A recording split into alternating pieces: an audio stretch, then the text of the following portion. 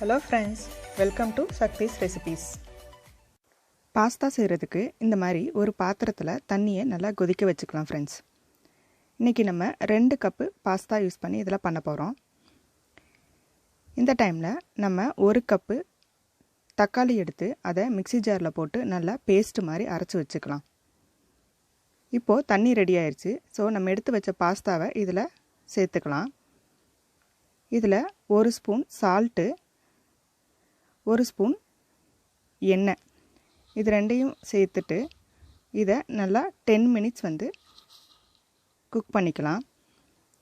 இந்த பாஸ்தா வேகிறதுக்கு கரெக்டாக 10 நிமிஷம் எடுத்துக்கும் ஃப்ரெண்ட்ஸ். இப்போ இது லைட்டாக கொதிக்க ஆரம்பிச்சிருச்சு. இந்த டைமில் நம்ம இன்னொரு ஸ்டவ்வில் இதை மாற்றிட்டு இது ரெடி ஆகிறதுக்குள்ளே நம்ம பாஸ்தா செய்கிறதுக்கு தேவையான மசாலாஸ்லாம் நம்ம ரெடி பண்ணிடலாம். ஸோ ஒரு பேன் எடுத்துகிட்டு அதில் 2 ஸ்பூன் ஆயில் விட்டுட்டு அதில் கொஞ்சம் பே லீஃபு, அப்புறம் பட்டை, கிராம்பு, அன்னாசிப்பூ இதெல்லாம் சேர்த்துட்டு 1 கப்பு ஆனியன் அதையும் நல்லா போட்டு இதில் இந்த மாதிரி வதக்கிக்கலாம். இப்போது இதில் கொஞ்சம் இஞ்சி பூண்டு பேஸ்ட்டு சேர்த்துக்கலாம்.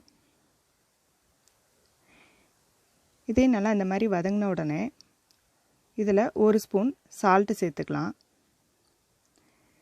1 ஸ்பூன் மல்லித்தூள், 1/2 டீஸ்பூன் மிளகாத்தூள், 1/2 ஸ்பூன் மஞ்சள் தூள், 1/2 ஸ்பூன் கரம் மசாலா இதெல்லாம் சேர்த்து நல்லா மிக்ஸ் பண்ணி விட்டுடலாம். இப்போது நம்ம அரைச்சி வச்சோம் இல்லையா தக்காளி பேஸ்ட்டு, அந்த தக்காளி பேஸ்ட்டையும் இதில் சேர்த்து இதை நல்லா மிக்ஸ் பண்ணி விட்டுடலாம். இது ஒரு 2 to 3 மினிட்ஸ் வரைக்கும் நல்லா குக் ஆகட்டும் ஃப்ரெண்ட்ஸ்.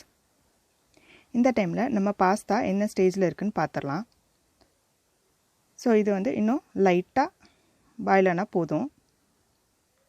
ஸோ இப்போது இது நல்லா குக் ஆகிட்டுருக்கு. இந்த டைமில் 1 ஸ்பூன் சால்ட்டு சேர்த்துக்கலாம். ஸோ இப்போ நம்மளோட பாஸ்தா பார்த்தோன்னா இது ரெடி ஆயிடுச்சு. ஸோ இதை எடுத்து நம்ம இதில் இருக்கிற தண்ணியை ஃபில்ட்ரு பண்ணி தனியாக எடுத்து வச்சுக்கலாம்.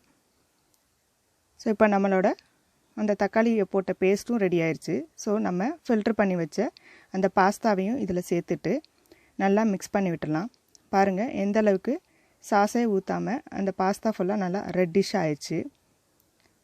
ஸோ இந்த அளவுக்கு நல்லா தண்ணியெல்லாம் வற்றி வதங்கின உடனே இதில் 2 முட்டை எடுத்து வச்சுருக்கேன். ஸோ இந்த 2 முட்டையும் சேர்த்து நம்ம இந்த மாதிரி ஈவனாக எல்லா சைடும் சேர்கிற மாதிரி நல்லா மிக்ஸ் பண்ணி விட்டுடலாம். இந்த மாதிரி மிக்ஸ் பண்ணி லோ ஃப்ளேம்லேயே நீங்கள் ஒரு 3 மினிட்ஸ் குக் பண்ணிவிட்டு இதில் நம்ம நறுக்கி வச்ச கொத்தமல்லி தலையும் தூவிக்கலாம். இதில் ஒரு 1.5 டீஸ்பூன் ஆகிற அளவுக்கு மிளகுத்தூளையும் இதில் சேர்த்து கொஞ்சமாக ஆயில் விட்டு இதை நல்லா ஈவனாக இந்த மாதிரி கிளறி விட்டுடலாம் ஃப்ரெண்ட்ஸ்.